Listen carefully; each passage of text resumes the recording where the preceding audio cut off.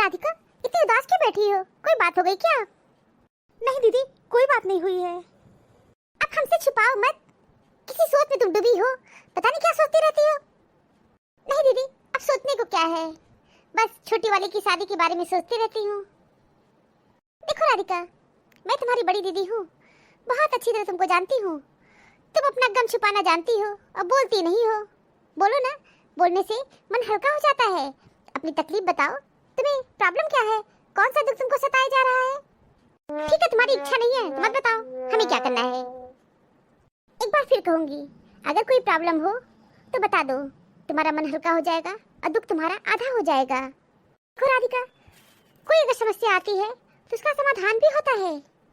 ऐसा तो हो ही नहीं सकता है कि कोई समस्या हो और उसका समाधान न हो। बता दो, प्रॉब्लम क्या है?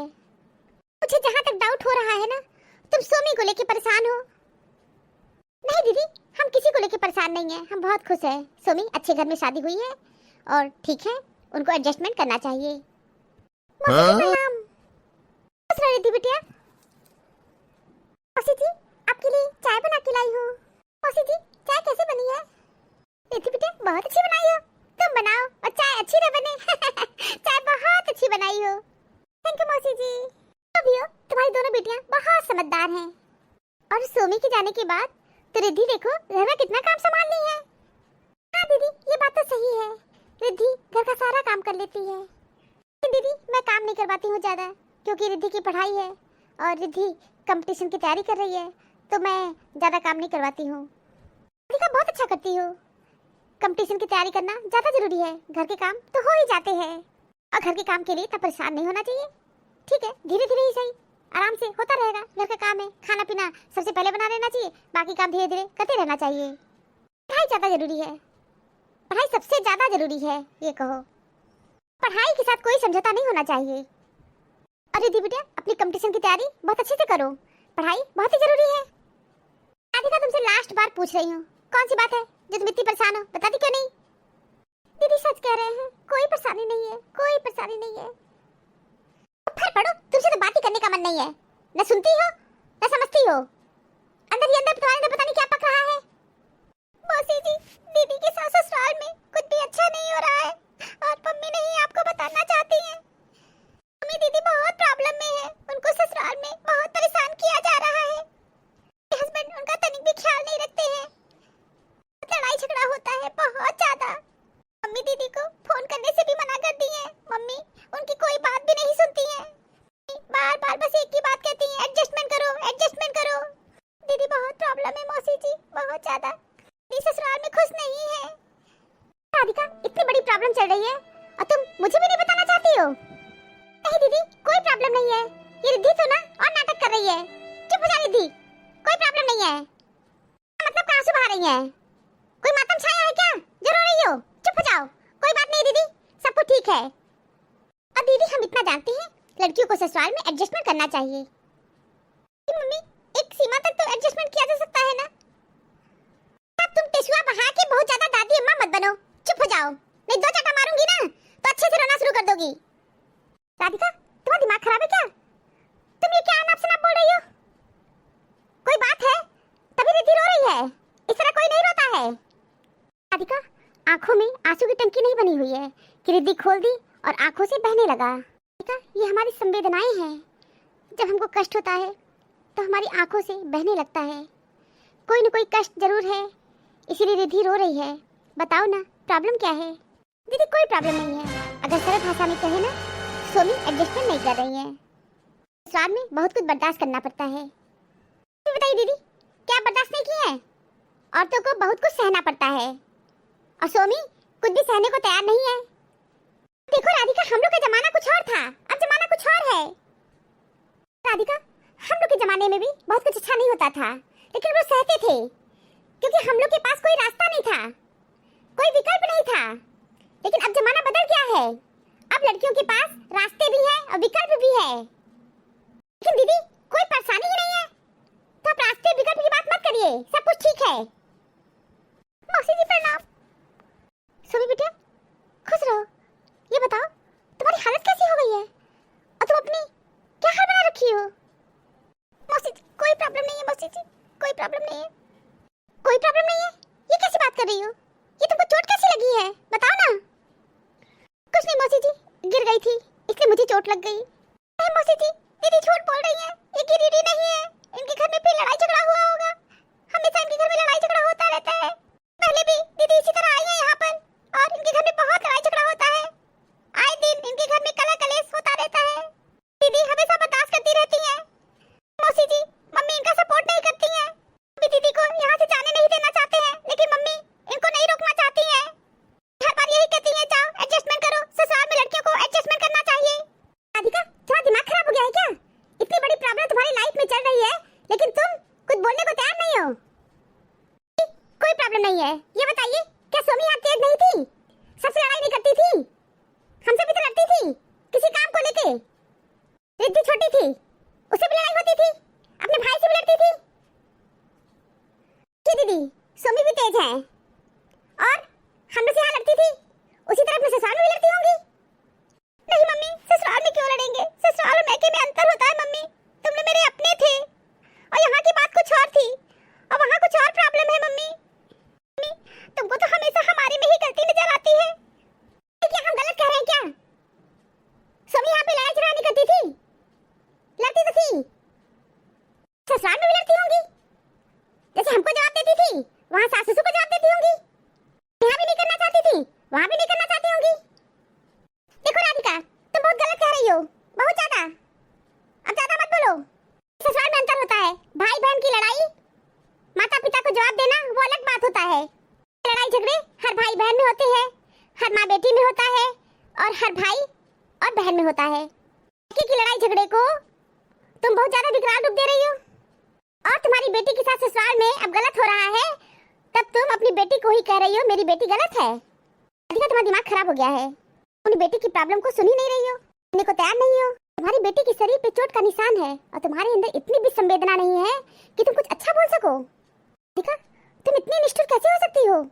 अपनी बेटी के लिए इतनी कठोर बन गई हो, इतनी कठोरता दिखा रही हो। दीदी के साथ बहुत प्रॉब्लम है।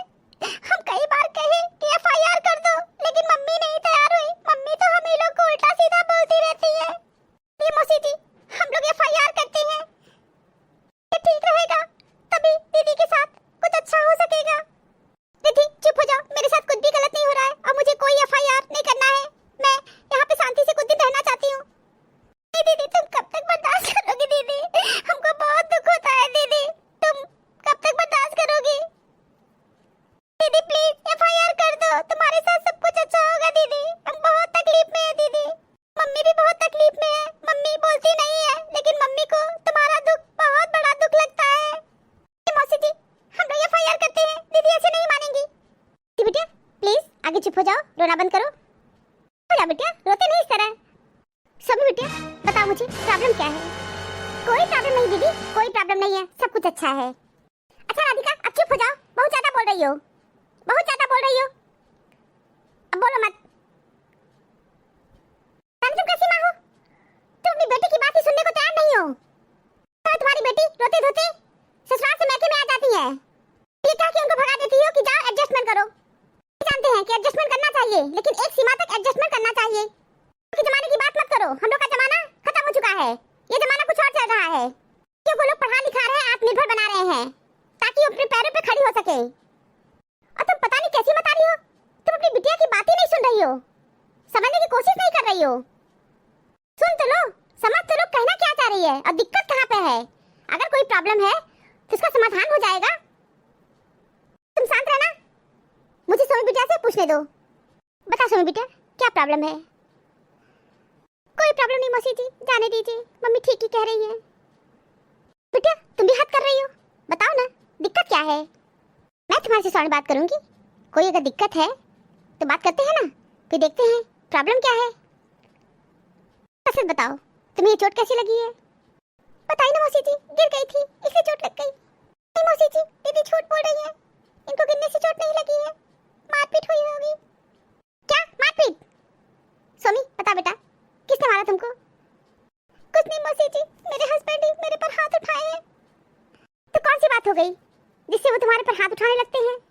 मौसी जी वो हमको पैसे वैसे नहीं देते हैं, सारा पैसा वो अपने घर परिवार वालों पे खर्च करते हैं। उनसे पैसे मांगती हूँ तो कहते हैं तुम्हें पैसे की जरूरत क्या है। मौसी जी, मेरे हस्बैंड कहते हैं भोजन तो मिल रहा है, अच्छे घर में रही हो, बिजली पंखा पानी सब कुछ तुमको फ्री में मिल रहा है। ऐसा घर किराए पे लेने जाती थी तुमको 10,000 रुपए में मिलता। मौसी, मेरे हस्बैंड बोले मेरे पैसे पे ज्यादा नजर मत रखा करो, तुम्हारे बाप पैसे लाके नहीं देते हैं। जी, हर बात पे मेरे माँ बाप पे चढ़ जाते हैं, कोई बात भी कहो तो बहुत तेज से चीखने चिल्लाने लगते हैं। मैं तुमको एक भी पैसा नहीं दूंगा, तुमको सब कुछ यहाँ मिल रहा है, खाना पीना खाओ, यहाँ पड़ी रहो। मैं कहीं मुझे मोबाइल लाके दे दो, कहे तुम्हारे बाप पैसा देते हैं क्या। कोई चीज के लिए भी कहती हूँ तो हमेशा यही कहते हैं तुम्हारे बाप पैसा दिए हैं क्या। मेरे हस्बैंड ये भी कहते हैं तुम दलित घर से आई हो, भिखमंगे घर से आई हो, तुम्हारे भाई माँ बाप की कोई औकात नहीं है, सब फटीचर हैं, भिखारी हैं, ऐसा लड़ने झगड़ने को तैयार रहते हैं। तुम्हारे घर में कोई कुछ और नहीं कहता है क्या। मौसी जी, कोई कुछ नहीं कहता है क्योंकि सबके ऊपर पैसे फेंक देते हैं ना, और सब लोग कुछ भी नहीं बोलते हैं। पहले वो लोग मेरा बहुत सपोर्ट करते थे, लेकिन बाद में मेरे हस्बैंड सबके ऊपर पैसे खर्च कर दिए, और जब सबके ऊपर पैसे खर्च कर दिए तो वो लोग अपना अपना मुंह बंद कर लिए। ठीक है, तुम्हारे हस्बैंड सबके ऊपर पैसे खर्च कर दे रहे हैं तो भगवान नहीं बन जाएंगे, भगवान नहीं बन जाएंगे, क्योंकि अभी भी ईश्वर हैं, और ईश्वर का जब न्याय होगा ना तो सभी के सभी चारों खाने चित हो जाएंगे। अच्छा ये बताओ, तुम्हारे ससुर कुछ बोलते नहीं है। मौसी जी, मेरे ससुर भी कुछ भी नहीं बोलते हैं। अच्छा, तो तुम्हारे ससुर भी कुछ भी नहीं बोलते हैं। शादी से पहले तो बहुत लंबी चौड़ी बातें करते थे। रुक जाओ, मैं अभी उनको फोन मिला के बात करती हूँ। नहीं मौसी जी, जाने दीजिए, उनसे भी बात करना ठीक नहीं है। चुप रहो सभी बिटिया, आप तुम्हारी मैं एक भी नहीं सुनूंगी, और मैं तुम्हारे ससुर से जरूर बात करूंगी, देखते हैं वो क्या बोलते हैं। नमस्ते शुक्ला जी, और बताइए आप कैसे हैं। बहन जी, आप कौन है, हम आपको नहीं पहचाने, आप मुझे अपना पूरा परिचय दीजिए। शुक्ला जी, हम सोमी की मौसी बोल रहे हैं। अच्छा अच्छा, सोमी बहू की आप मौसी हैं, नमस्कार। नमस्कार शुक्ला जी। बताइए बहन जी, किस लिए आप मुझे फोन की है। शुक्ला जी, लोग जब बकरी का बच्चा भी पालते हैं तो वो भी किसी को देने की हिम्मत नहीं होती। यहाँ माँ बाप अपनी बेटी देते हैं आपकी नस्ल पैदा करने के लिए, उनके सामने तो आप लोग की नजरें उठनी नहीं चाहिए, एहसान तले गर्दन झुकी होनी चाहिए। हाँ बहन जी, बिल्कुल बात सही कर रही हैं, आप बहुत ही सेंसिटिव बात कर रही हैं। माता पिता अपनी बेटी किसी को देते हैं, बिल्कुल सही करी बहन जी। तो शुक्ला जी, आप ये सब कुछ अच्छी तरह मानते हैं, फिर आपके घर में इतना गलत हो रहा है और आप अपनी बहू का सपोर्ट नहीं कर रहे हैं। क्या बहन जी, आप कैसी बात कर रही हैं, मुझे तो कोई जानकारी ही नहीं है। क्या बात कर रही बहन जी, मुझे तो कोई जानकारी नहीं है। आप घर में नहीं रहते क्या। नहीं बहन जी, मैं घर में ही रहता हूँ। और बताइए क्या प्रॉब्लम हो गया। आप कह रहे हैं कि आपको कुछ पता ही नहीं है, आपका बेटा अपनी वाइफ को इतना परेशान कर रहा है, हमेशा मारता पीटता है, हाथ उठाता है, और आप कुछ कहते नहीं है। क्या बहन जी, मेरा बेटा बहू के ऊपर हाथ उठाता है। बहन जी, मैं सच कह रहा हूँ, मुझे कोई जानकारी नहीं है। शुक्ला जी, आप कैसे पिता हैं, आपके घर में इतना कुछ हो रहा है और आपको जानकारी ही नहीं है। मेरा यकीन मानिए बहन जी, मुझे सच में कोई जानकारी नहीं है। हाँ बहन जी, ये बात सच है कि मेरे बहू बेटों में मुझे लगता है बहुत ज़्यादा बहस होती है और बड़ी ऊंची ऊंची आवाज़ें जरूर आती है, लेकिन अंदर का मामला मुझे कुछ समझ में नहीं आता है। शुक्ला जी, आप साफ साफ सुनिए, आपका बेटा मेरी बेटी के ऊपर हाथ उठाता है। क्या बहन जी, ये तो बहुत ही गलत है, मैं इसका सपोर्ट कभी नहीं करूँगा। देखिए शुक्ला जी, अब हमारे बर्दाश्त से बाहर हो रहा है। आपका बेटा कई मर्तबा मेरी बेटी के ऊपर हाथ उठा लिया है, अब हम बर्दाश्त नहीं करेंगे। आपका बेटा मेरी बेटी को पैसे वैसे नहीं देता है, आपका बेटा एक नंबर का लड़का है, बात बात पे हमारी बेटी से लड़ाई झगड़ा करता है। मेरी बेटी पैसे रुपए मांगती है तो हर बात पे कहता है अपने बाप के यहाँ से लाओ। इतना लड़का आपका दुष्ट है कि कहता है अच्छे घर में रहती हो, खाना पीना खाती है, तुमको पैसे की जरूरत क्या है।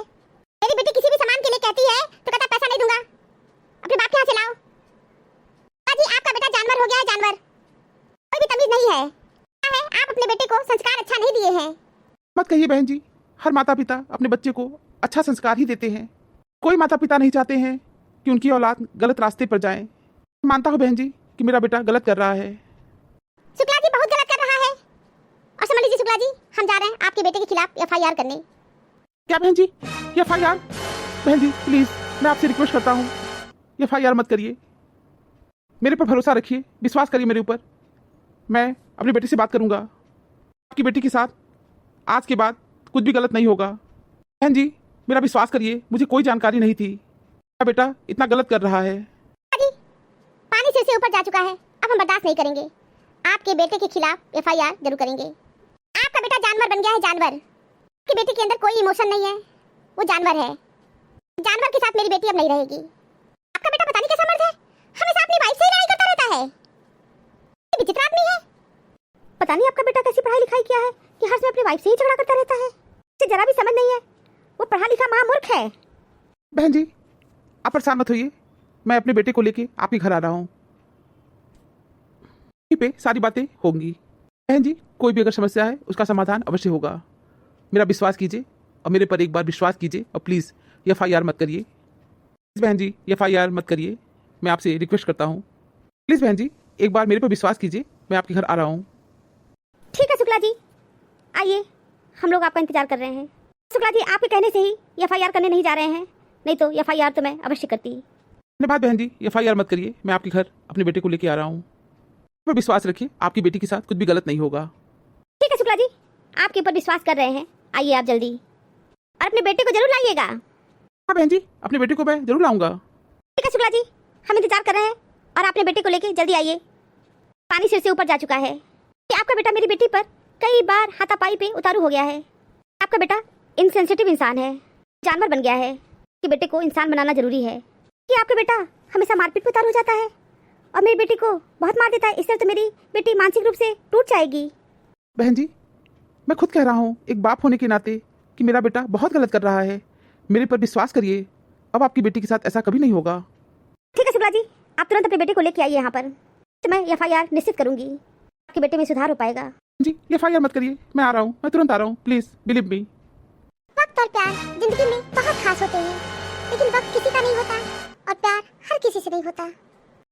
मेरी फितरत में नहीं अपना दर्द बयां करना। अगर तेरा हिस्सा हूँ तो महसूस कर मुझे। सर झुकाकर बनाए रिश्तों में सर उठाकर बातें आप कभी नहीं कर पाएंगे।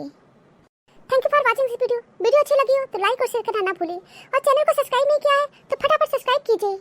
मिलते हैं अगले वीडियो में एक नई स्टोरी के साथ। तब तक आप लोग अपना बहुत ख्याल रखिए, हमेशा हंसते मुस्कुराते रहिए। तो मिलते हैं नई वीडियो में एक नई स्टोरी के साथ। आप सभी को बहुत बहुत धन्यवाद, बहुत बहुत धन्यवाद। तो प्लीज़ प्लीज़ मेरे चैनल को सब्सक्राइब कीजिए। Thank you.